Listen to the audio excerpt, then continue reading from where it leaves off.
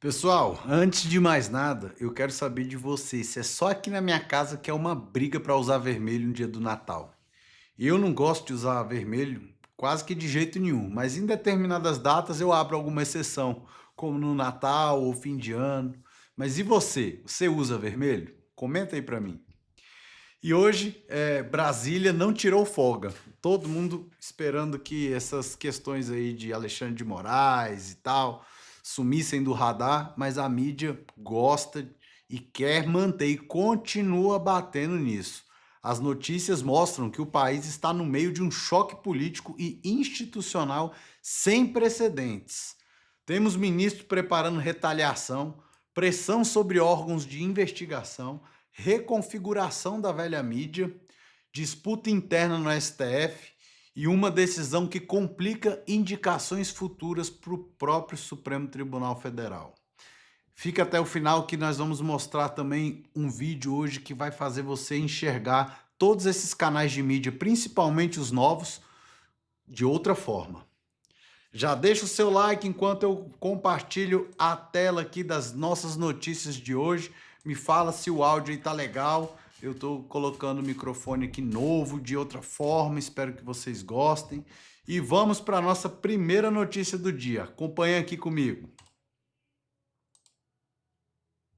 Moraes, com sede de vingança, está preparando resposta dura contra a fonte de denúncia. Alvo do ministro seria um grande banco brasileiro. Pega a pipoca aí rapidinho. Eu avisei ou não avisei? Toda a imprensa brasileira está massacrando Alexandre de Moraes. Então bota uma coisa na cabeça, tu devia assistir o Rony. Quem rifou você foi Luiz Inácio Lula da Silva, num acordo com os Estados Unidos. Eu tô tentando te avisar, tô sendo teu amigo. Vai ter amigo esse, né? Vocês lembram quando tiraram a Magnífica do Alexandre de Moraes, que eu fui o único que veio aqui na sua frente e avisou: essa história não faz sentido e tem mais negociação rolando e tem muita coisa por vir. Os Estados Unidos botaram a negociação na mesa e o Brasil tá negociando. Eu avisei isso pra vocês. Os Estados Unidos pediram Moraes, pediram terras raras, pediram o fim da censura e também que não criem taxações na internet, pediram o fim dos acordos de tecnologia com a China e também ajuda na guerra contra o narcotráfico. Parece que o sistema entendeu que para que todo mundo não se ferre, o Xandão tem que cair. E quer dar uma olhada numa coisa interessante? A Rumble, né, que é uma rede social canadense, né, mas que tem ações norte-americanas, segue até hoje bloqueada no Brasil por ordem de Alexandre de Moraes. Exato. Vocês acham que com esse abuso do Alexandre de Moraes sobre empresas norte-americanas, eles simplesmente iam tirar a Magnitsky e ficar por isso mesmo? Que não ia ter nenhum acordo? Ah, gente, tem que deixar de ter emoção na hora de analisar essas coisas, né? Pois é, gente. Olha só que interessante. O alvo seria um grande banco. Deixa eu ver se eu entendi. Tem um grande banco com muita grana que fez as informações contra Alexandre de Moraes vazar. E uma coisa que eu quero ver a partir de agora é Xandão brigando com toda a imprensa brasileira, com a galerinha que tá botando dinheiro para essas matérias continuarem saindo. Também tô muito interessado em ver a postura do Senado e o Michel Temer. Não esqueça aquilo que eu sempre digo para vocês. Eu sou o Rony Gabriel, Pessoal, eu gosto muito das análises do Rony, viu? Gosto bastante das análises dele e eu acho que ele está coberto de razão quando ele faz esse paralelo e diz que nós temos que deixar as emoções de lado para a gente poder analisar friamente as coisas que estão acontecendo. De fato, pensar como pessoas que influenciariam o grande cenário, os grandes bancos, as grandes empresas, os outros países, os próprios Estados Unidos, a própria China, como eles pensariam, antes da gente ficar chateado com determinada notícia. E eu gosto aí dessa repercussão que ele fez do Alexandre de Moraes, porque ele fala algo que eu também penso, que o Alexandre de Moraes estaria com sede de vingança e preparando uma resposta dura contra as fontes de denúncias aí dele, né, que denunciaram ele. Inclusive com alvo de um grande banco brasileiro. E aí a coisa começa a ficar legal. Quando o membro do judiciário reage com vingança, ao invés de responder com transparência, isso não é firmeza, é perigosamente pessoal. Justiça, quando vira vendetta, deixa de ser justiça e só assusta qualquer cidadão que ainda acredita no sistema. E aí eu vou fazer um paralelo e já vou trazer aqui para vocês que a Folha de São Paulo também publicou e disse que também sofreu pressão, tá? Então, olha o que a Folha de São Paulo disse. Master, banqueiros e autoridades dizem que PF também sofreu pressão de Moraes. Deixa eu colocar nessa aqui para você ler melhor, junto comigo. Vou dar um zoom, beleza? Então, vamos lá. Os mesmos banqueiros e autoridades de Brasília que afirmam a jornalista terem recebido informações seguras de que o ministro do STF, Alexandre de Moraes, pressionou o Banco Central a favorecer o Banco Master, dizem ter ouvido de integrantes da PF que o magistrado também manifestou ao órgão interesse no andamento das investigações sobre o caso. E aí? Esse negócio vai ficar... e eu trouxe aqui mais matéria para a gente analisar, mas me diga que você imagina se ele pressionou a Polícia Federal, o Banco Central e agora a coluna da Folha. Lembra que eu falo para a gente sempre ver da onde que vem a notícia, da onde vem a informação? Então essa notícia da Folha repercutiu que, segundo as fontes de bancos e autoridades, a Polícia Federal teria sofrido pressão do ministro Alexandre de Moraes. Não é leve ouvir que órgãos de investigação teriam sido pressionados por um ministro, especialmente em um caso tão sensível. Isso não é teoria da conspiração não, pessoal. É relato de agentes que lidam com o processo.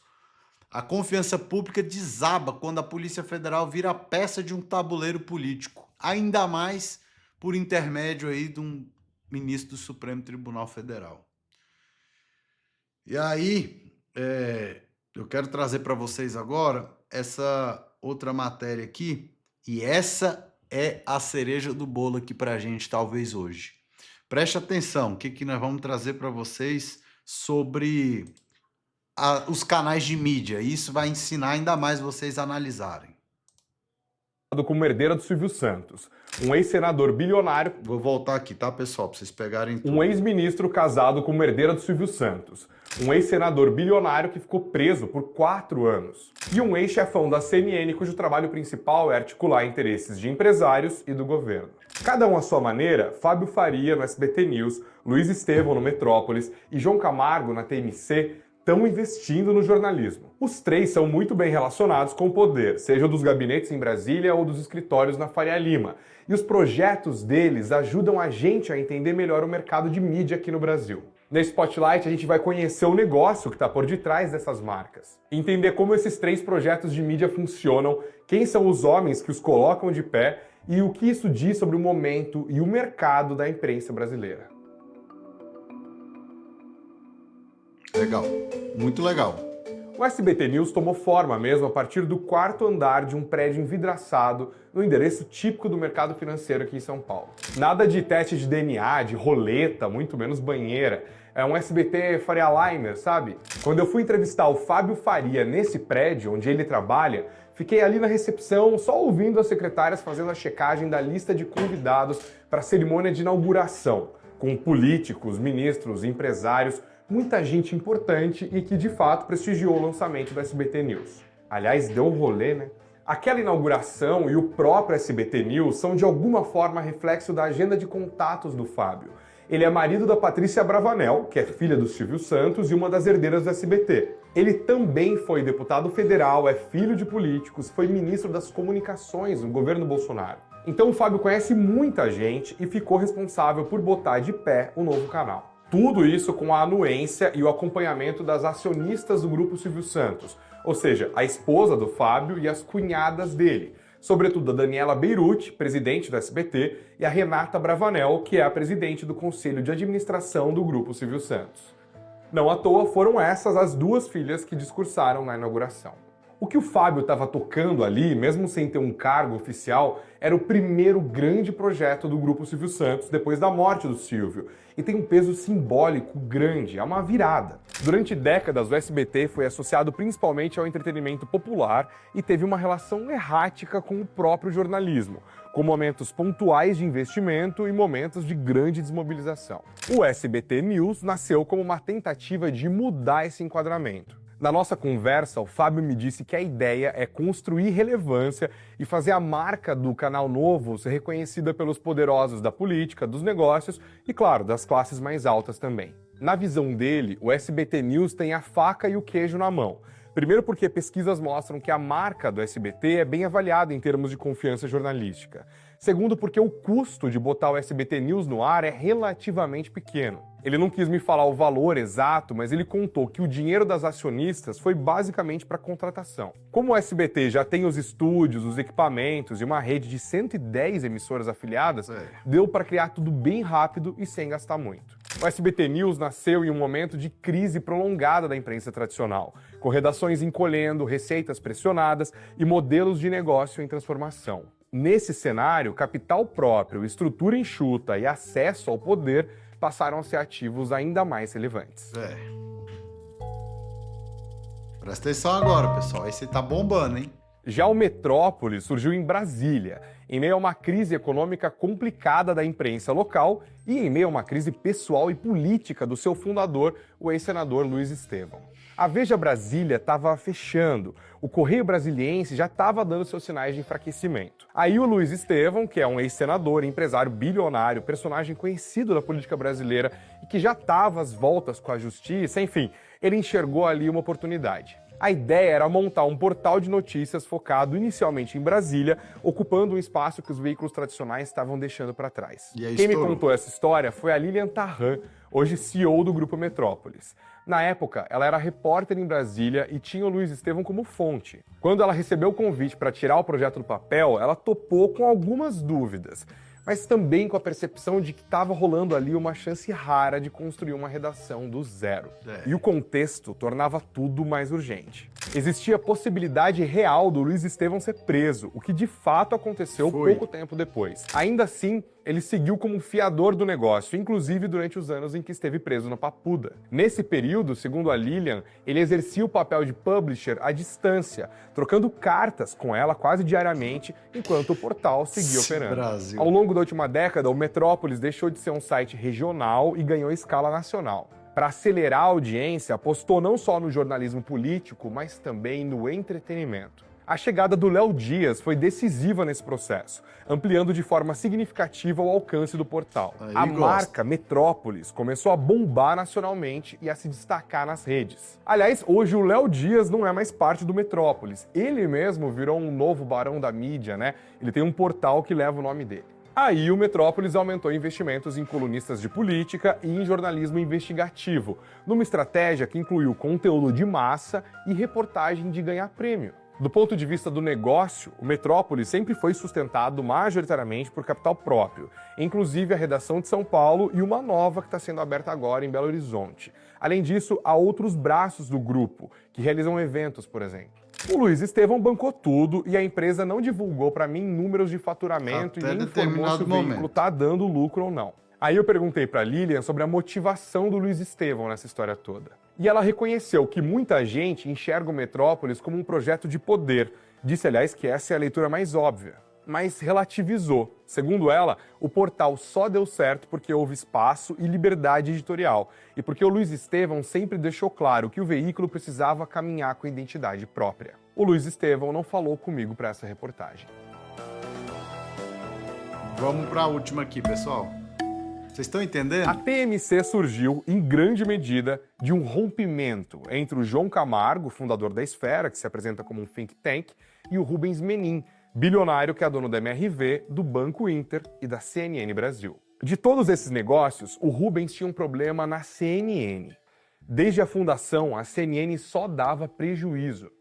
Aí, ele chamou o bem relacionado João Camargo, cujo trabalho é botar empresários e políticos para conversar, para tentar dar um jeito na TV dele. O João foi o chairman da CNN por 3 anos e conseguiu cortar custos, inclusive demitiu metade dos funcionários. Além disso, ele conseguiu também atrair mais anunciantes. E deu certo, a CNN fechou 2024 no azul. O problema veio logo depois. Enquanto ainda estava na CNN, o João começou a negociar a compra da Transamérica, uma rede de rádios fundada nos anos 70 pelo banqueiro Aloísio de Andrade Faria.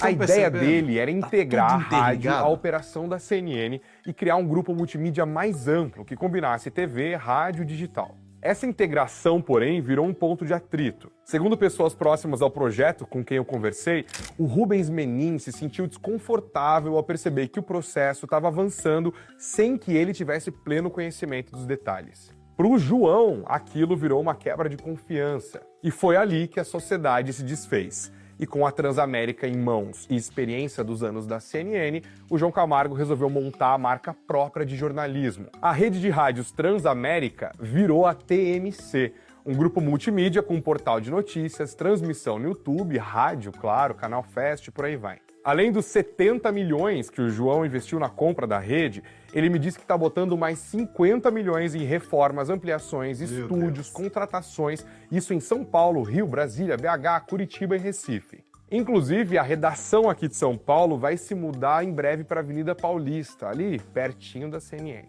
A cabeça do João Camargo está dominada pela lógica do eu consegui fazer na CNN, então eu vou conseguir na TMC. E a agenda de contatos dele está sendo bastante usada, claro. Ele me falou até que financiou uma licença de táxi para o motorista dele.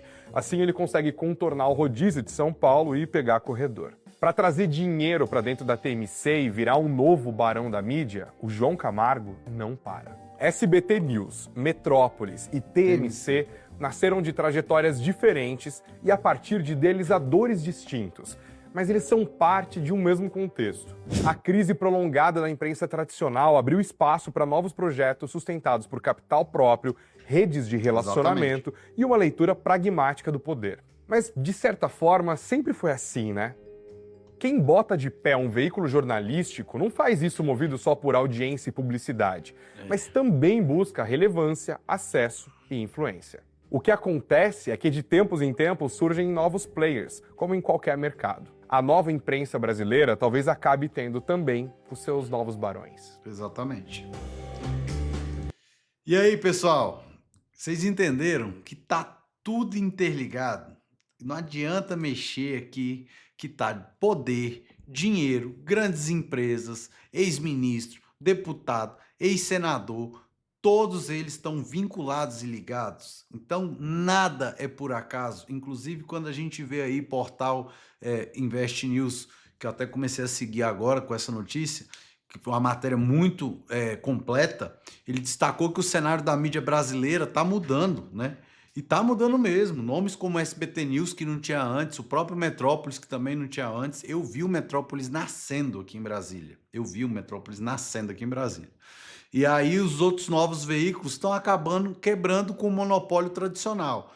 Só que eu queria fazer um parênteses. Eu tenho quase certeza que o Metrópolis já está recebendo verba estatal do Estado. Quase certeza. Mas realmente ele é um dos poucos que não tem tanto filtro, tá? Ele acaba publicando tudo e aí fica uma fofoca aqui, né? Rádio Corredor, então eu não posso te garantir se é certeza. Mas quando os políticos ligam para o próprio Luiz Estevam e falam, pô, seu Luiz, tira essa matéria do ar minha e tal. Ele fala, mas eu postei matéria, o Metrópolis postou matéria da minha prisão, de quando eu fui preso agora. Você acha que não vão postar da de todo mundo? E aí, isso é uma coisa que eu achei, né, interessante falar com vocês, que eu já ouvi isso aqui. Mas é Rádio Corredor, volto a dizer.